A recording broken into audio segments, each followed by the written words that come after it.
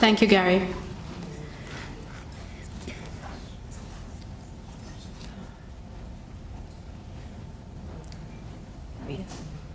Okay. Looked a little different from the last time I saw it, so, okay. So the goals of this presentation today is to look at the implementation of GHS around the world. We will be looking at the differences in the regulatory body requirements and how... The volume is really high. No, okay. I'm good. Okay. But if you want, we can definitely lower it. No, it's okay. I'm good.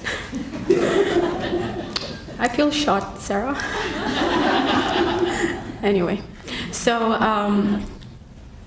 we'll be looking at the differences of the different regulatory body requirements around the world, and since they have implemented the GHS, and how we can use the ERA application to comply with this.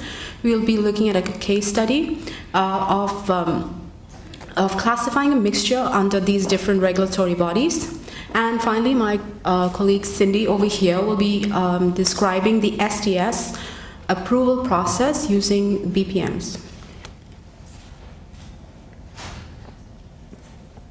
So the purpose of GHS began with the premise that existing systems should be harmonized in order to develop a single, globally harmonized system to address classification of chemicals, safety data sheets, and labels. Now, this was not a totally novel concept because the harmonization of hazards under the physical hazards and some health hazards were already harmonized under the transportation sector, but not harmonized in the workplace. So the first GHS book, the Purple Book, came out in 2002, and since then, every 2 years, a new recommendation of GHS has been published. Couple of countries have implemented GHS. Some of the GHS compliance deadlines are on this slide. We have China that implemented GHS in 2014, followed by the US and Europe in 2015. Earlier this year, Australia and Japan implemented the GHS, and Canada is scheduled to implement GHS next year. So this is one of my favorite slides in the presentation. It gives you a quick overview of the way the GHS has been implemented around the world. All the countries in green are countries that have already implemented GHS or are in transition, and countries that are in blue, for instance, are countries that have not yet implemented the GHS.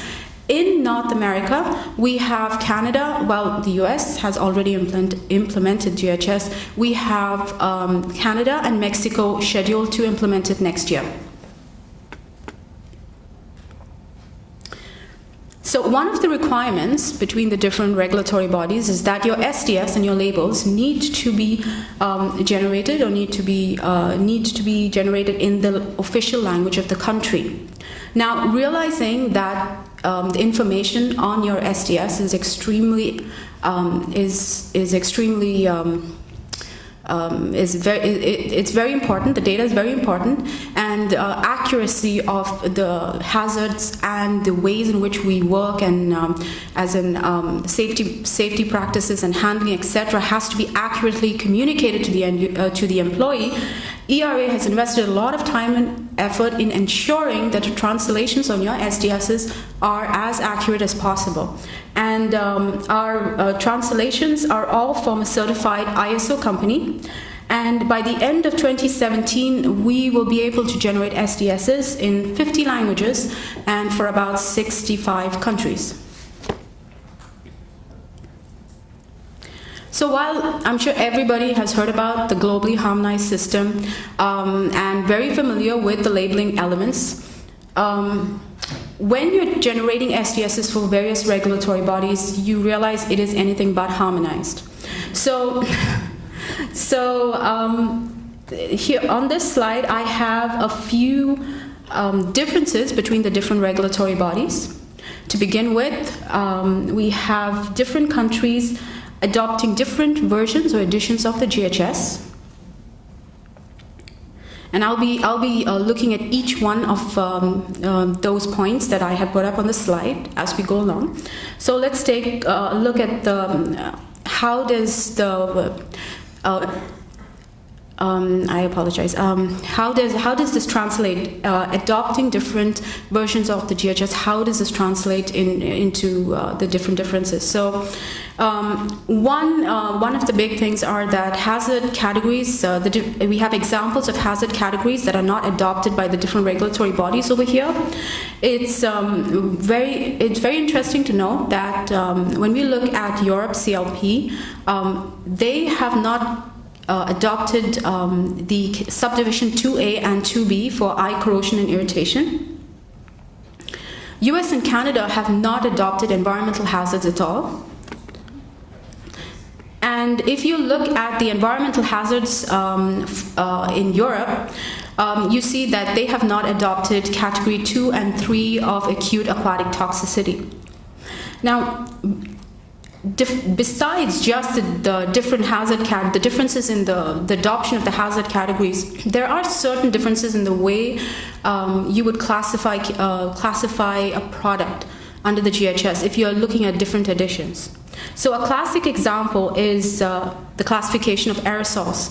Now, if you were classifying an aerosol product in the US and in Europe, since the US follows the 3rd edition of the GHS, you would be classifying the product as an aerosol as well as under the gas under pressure.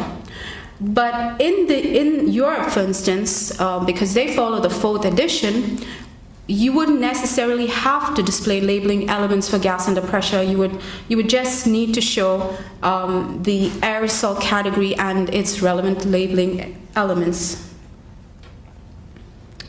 So some of these countries also publish pure substance classification lists, and I have an example here of methanol, and this is the classification of methanol as per the table of harmonized entries in Annex 6 to CLP in Europe, and the classification of methanol as per GHS Japan. And as you can see, there are quite a few differences. Now, I have to also add that in CLP, for instance, these classifications are legally binding. CLP also introduces legally binding specific concentration limits. So, if we have methanol at less than 10% in a product, and if we were to create an SDS under Europe and under GHS Japan, the classification for methanol would be the product would be a specific target organ toxicity single exposure category 2, and under GHS Japan would be a category 1. So it's safe to say that if your pure chemical classifications are different, there will be definitely differences in the final mixture classifications. In addition,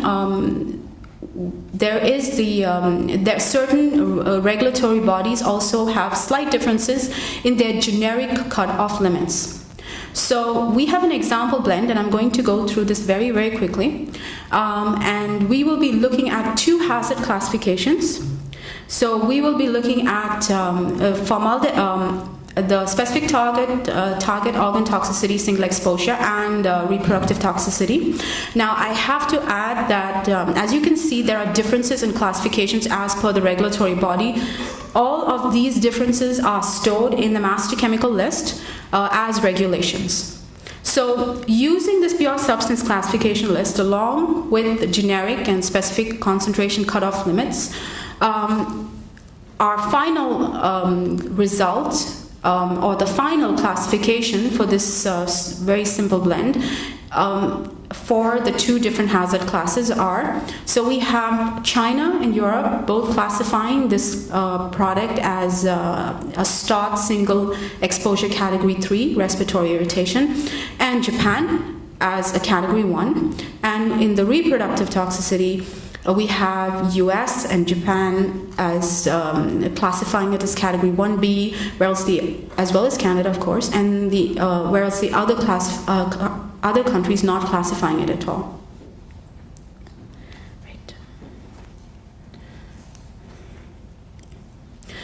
So Besides pure substance classification differences and mixture differences, there is regulatory information on your SDSs that differ from country to country. In particular, you have Section 8 and Section 15. Now, as you might have heard throughout this conference, we have a very strong master chemical list maintained by my team, my amazing team, and we basically ensure that we we collect, track, and maintain all of these PELs and regulations that need to show up in Section 15, especially like, for example, I have a few examples up there. These lists are always obtained directly from the source. We do not go to a third party. We go to government websites. If it's from a published book, we go to that published book. And we update this quite frequently. As you can see, we update twice a week, maybe monthly, quarterly. Everything depends upon when the regulatory bodies update their regulations. So this is a snapshot of the PEL regulations from the SDS template. And as you can see, we have Australian PELs, Canadian PELs, Ireland PELs, European OELs, and the ACGIH. So So in another factor in the implementation of the GHS is a lot of little extras. So this essentially means there are additional classifications by the regulatory body. So in Europe, for instance, we have the EUH phrases. These are specialized H statements that show up on SDSs. In Europe, and OSHA has defined certain hazards like combustible dust, pyrophoric gases, simple asphyxiants. These are treated like GHS categories. They have a specific pictogram, a hazard statement associated with the classifications. WHMIS, So WHMIS has adopted the OSHA hazards as well as has added on 3 of their own new classifications. So a lot of time and effort goes in ensuring that the intelligence behind this, the ability to classify these your product under these different classifications is something that we do at ERA, and this is an ongoing process. So besides classification and chemical information, there is also the precedence of hazard when it comes to pictograms. So,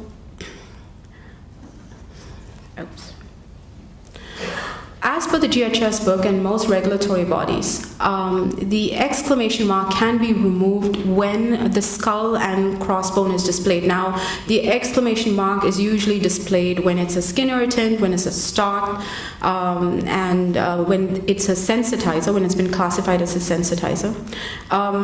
And if you have the exclamation mark and the skull and crossbone, then you don't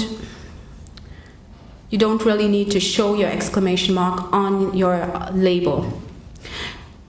But US and OSHA have added a little clarification where the pictogram, the exclamation pictogram, should not appear only when the exclamation pictogram comes from the acute toxicity hazard classification. So what does this mean? This means there's going to be a difference of pictograms on labels that are for US and Canada, and difference in pictograms that are shown in labels for Europe, China, and Japan. CLP also has a 6-statement rule, and I'm going to go through that very, very quickly.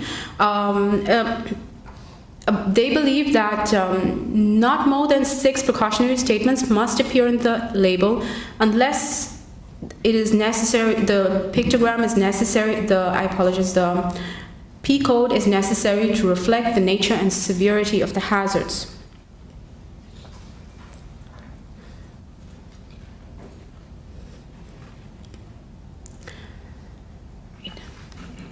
the way they help you determine which of the P codes are the ones that need to show up on your label is by assigning a kind of hierarchy to it. So you have highly recommended, optional, and not to be used phrases.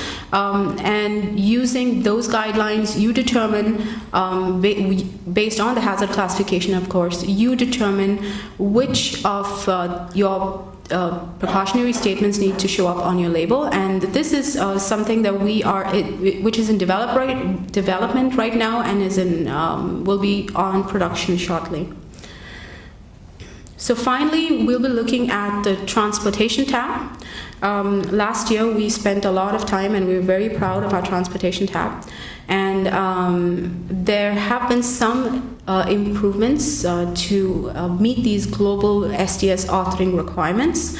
So first off, we had to ensure that the information from this automated transportation tool supports translations. And then we had to take into account that certain regulatory bodies have additional requirements. For example, we have the HASCEM and HIN numbers that need to be displayed on SDSs, especially for Australian and UK SDSs. And finally, we incorporated the transportation pictogram on our GHS shipping labels. And here you have a beautiful label, bilingual label, along with the transportation pictogram. So I'll now have Cindy come up, and she will be describing the SDS approval process using the BPM.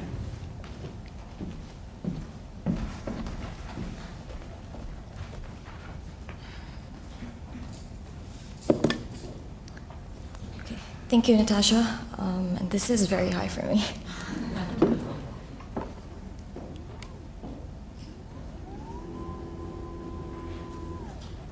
Okay.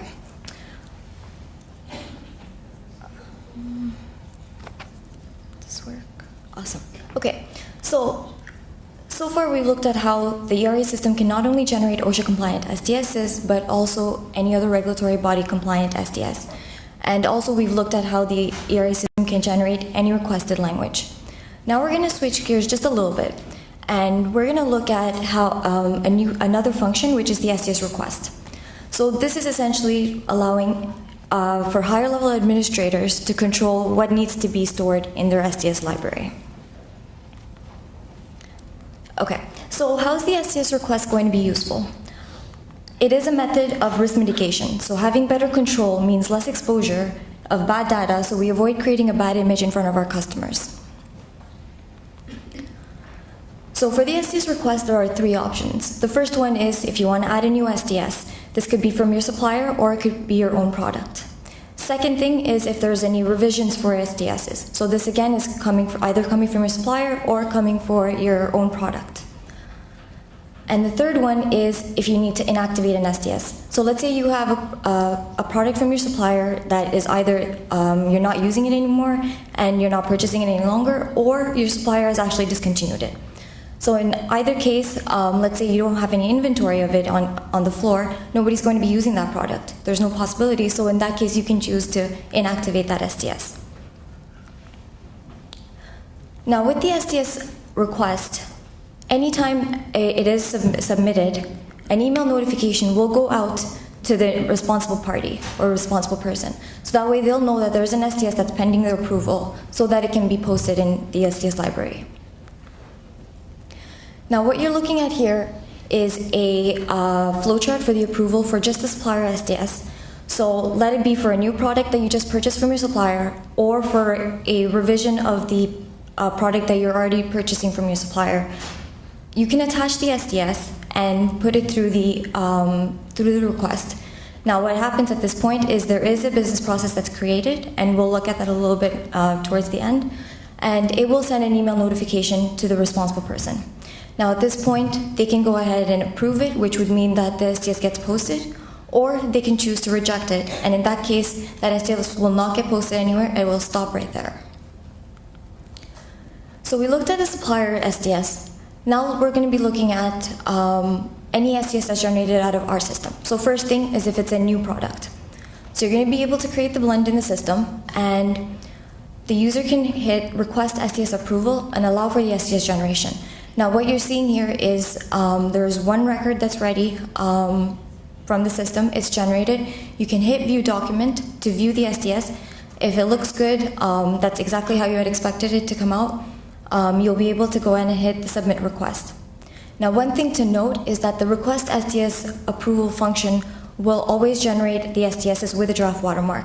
So this ensures that even if you have the option to view the document from here and download it, it's going to retain that draft watermark and it will not get distributed prior to be getting approved. Second thing is, let's say if you have a revision of an existing product. So in this case, you're going to create a revision in the system. You're going to make the necessary changes. So let's say if there's a minor change in the blend formulation, you're going to make that change.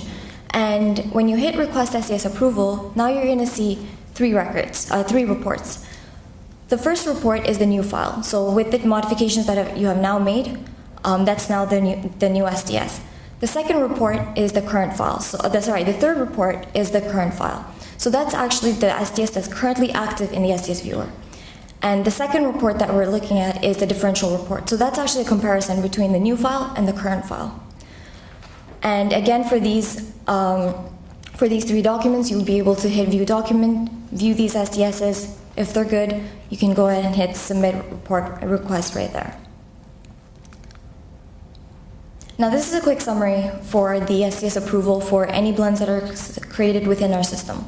So as we said, for a new blend, one SDS is generated through the system. If it's an existing blend and we're revising it, now we're looking at 3 reports that are generated through the system.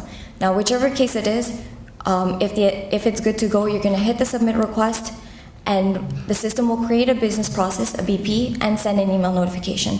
And again, at that point, the higher level administrator can decide whether if they want to approve it and send it to the viewer or the SDS portal, or something needs to be modified and they actually reject it.